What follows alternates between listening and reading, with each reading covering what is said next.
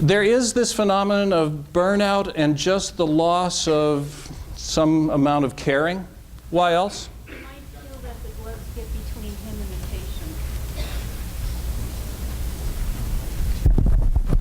patient. Say that again. He might feel that the gloves get between him and the patient. Isn't that the idea? Yeah, what else?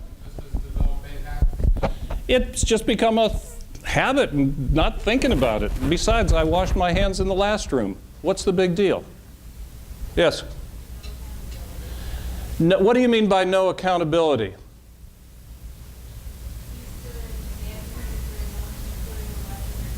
Nobody's watching or caring or speaking up and all those things. Well, you're hitting it. There's the substance abuse and mental health issues, sometimes physical health issues. There's narcissism and perfectionism. And I'll tell you what, I want great health professionals to have a touch of that perfectionism. I do. It can get excessive.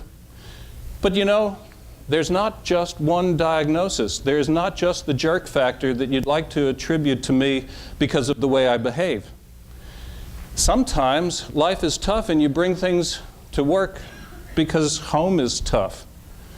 And then there's poorly controlled anger, and that's why anger management sorts of programs are increasingly important. 12-step programs are increasingly important. There are all kinds of reasons that we just carry anger. More importantly, I think there are a lot of us, and I'm one of those, who just doesn't really appreciate the impact that I have on others with whom I'm engaged, with whom I'm speaking, with whom I deal. Sometimes there are those who don't care about others and just want to make other people look bad, distracting from my own shortcomings. Maybe it's guilt and shame out of, you know, that A- that you got in college or whatever it is. But I think number 9 really hits it. We see it, and I think the vast majority find that, dang, it works, right? Greasy wheels, right? So if I scream and whine and just refuse and I get my way, what am I modeling? I'm modeling how the heck you get things done, right?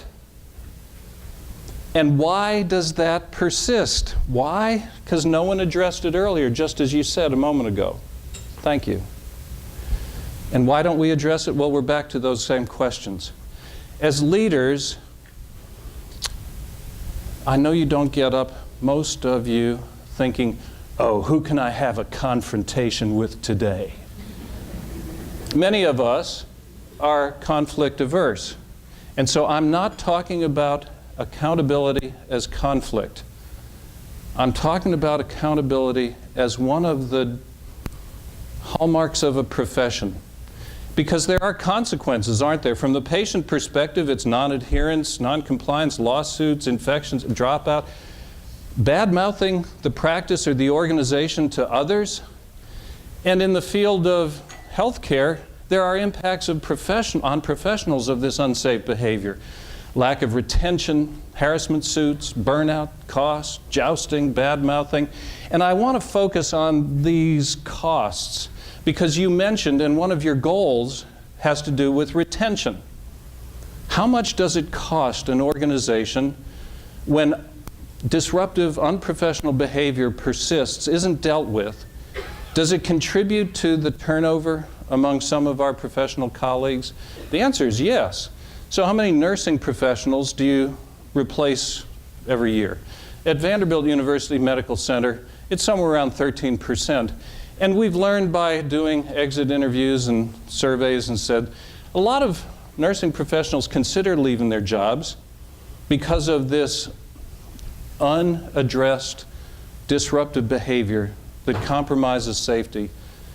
And 41% that they actually did transfer out of a unit, sometimes out of the hospital because of that. And if the assumptions are correct, you can take the 3,300 nurses at Vanderbilt times the turnover rate and how many of them say that they depart because, at least in part, because of disruptive behavior, and it costs us $2 million a year. That's real money. Now, I know that's sort of rounding error in your budget. But you know, in Nashville, you can still do a whole lot. I mean, you can buy a third of the state for that much money.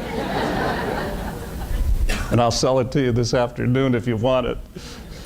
But you know, that's using a Nashville area salary for a nursing professional starting up. You take a experienced ICU nurse, and it's double that. So you figure out what your total might be.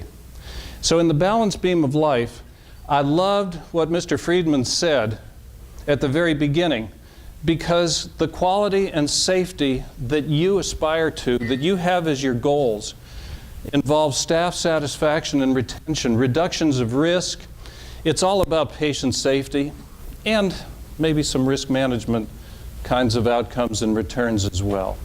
Those things are important. So I'm not going to suggest that you're going to take action every time you're concerned about Dr. Pichert's behavior, but I hope you will consider that maybe it's worth it to spend 90 seconds to 3 minutes with Jim. So to do something on the right side of that balance beam, we need some guiding principles, and I believe we need a plan. So we're going to turn to the plan now.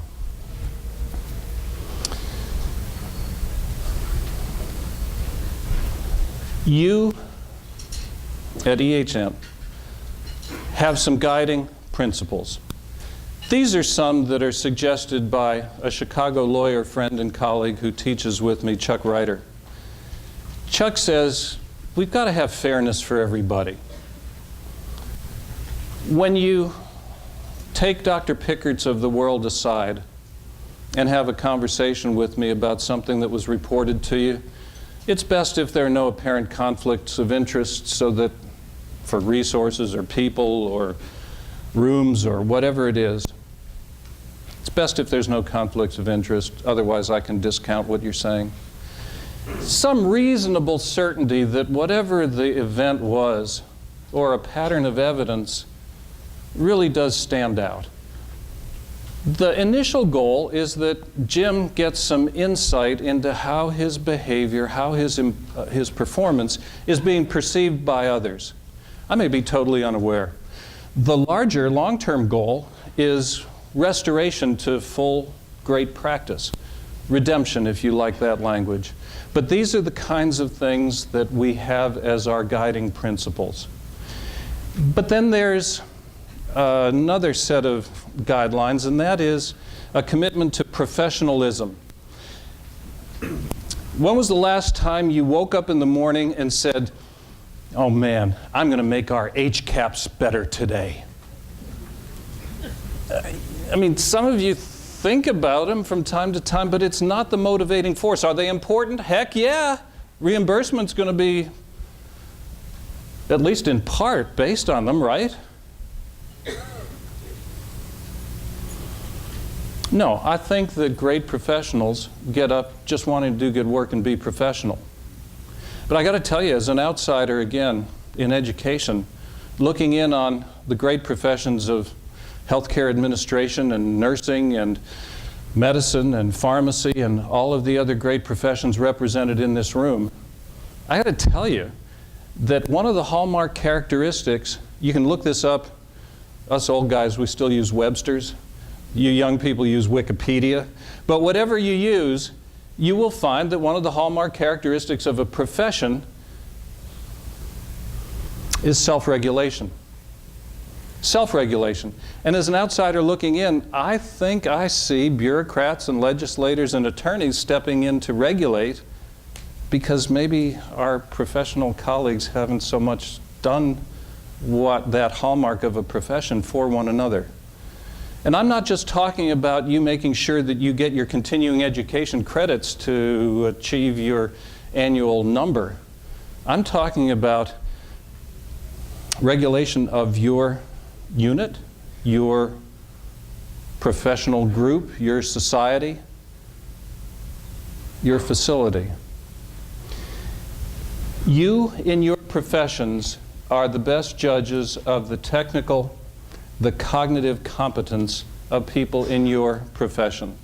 But even a lay person like me can be a reasonable, not always accurate, but reasonable judge of some of those other qualities of being reasonably available and communicating well, modeling respect for me as a patient, my family members, for one another among your professionals. Self-awareness of those impacts that we have on one another. And so I'm going to assert that it's professionalism that promotes teamwork, and it's a commitment to being great professionals, as you are, that is going to result in the kind of teamwork that achieves all those goals that have been laid out and that you've embraced. It just demands that there be some self-regulation. And then there's got to be a plan. Leadership commitment that doesn't blink, goals, credo, supportive policies and honor codes, surveillance tools to capture observations and data, processes for reviewing those data, a model to guide graduated, tiered, professional, kind, business-like interventions, and multi-level leader training. Then resources to address this unnecessary variation that occurs in our systems, and then resources to help the affected staff members and those who are behaving in ways that suggest unnecessary variation in behavior and performance. So let's start a little gap analysis. What do you have here at EHN, and what do you need? And these will be some of the things that, when you do that action grid, I'd ask you to think about for your area. Leadership commitment means holding all persons accountable for modeling and enforcing a code of conduct, an honor code that's, well, done consistently and equitably regardless of seniority.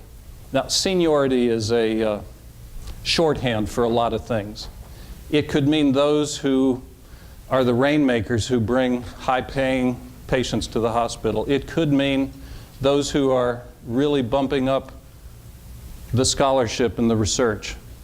It could mean those who are going out there and getting lots of really grateful patients to donate legacies. Whatever it is that makes somebody a VIP, are the VIPs being addressed just as much as anybody else?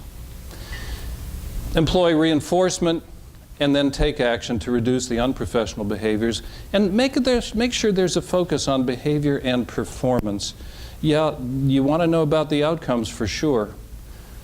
Sometimes it's the outcomes that identify that there's a need and an opportunity to address Jim Pichert's behavior. So let me just ask you this. Take out your clickers again, please. By the way, you'll notice that every clicker has a number on the back, and we know where you're sitting, so I know how you vote. I'm teasing. My area has leadership commitment to address these behaviors that undermine a culture of safety. You have begun to vote. Once again, all you do is press the button. Now you have 10 seconds.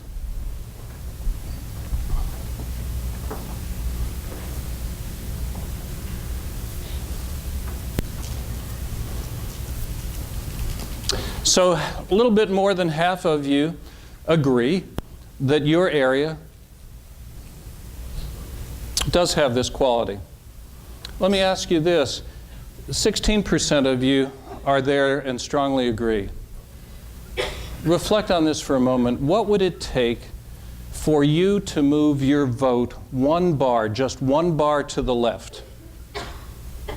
What would it take for you to help a colleague move her vote or his vote one bar to the left? Now, in a group this large, I'm not going to ask you to tell stories, but maybe during the break you'll tell me one, or two, or 10, and I would love to hear what it is that makes you uncertain. I would love to hear why you would disagree. My guess is that sometime 10 years ago, There was an event, it wasn't handled, and you've remained disappointed and bitter about it ever since. That's an overstatement.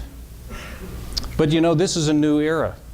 And so I hope that you will think long and hard about the sort of leadership commitment that there really is in this organization, and why you reflect that maybe it could be reinforced a little bit in your particular area. Now let me get intensely personal. I am committed in your role to address, that means to act or at least to report these behaviors that undermine safety. You know how this works. I can see that you've begun voting. Thank you.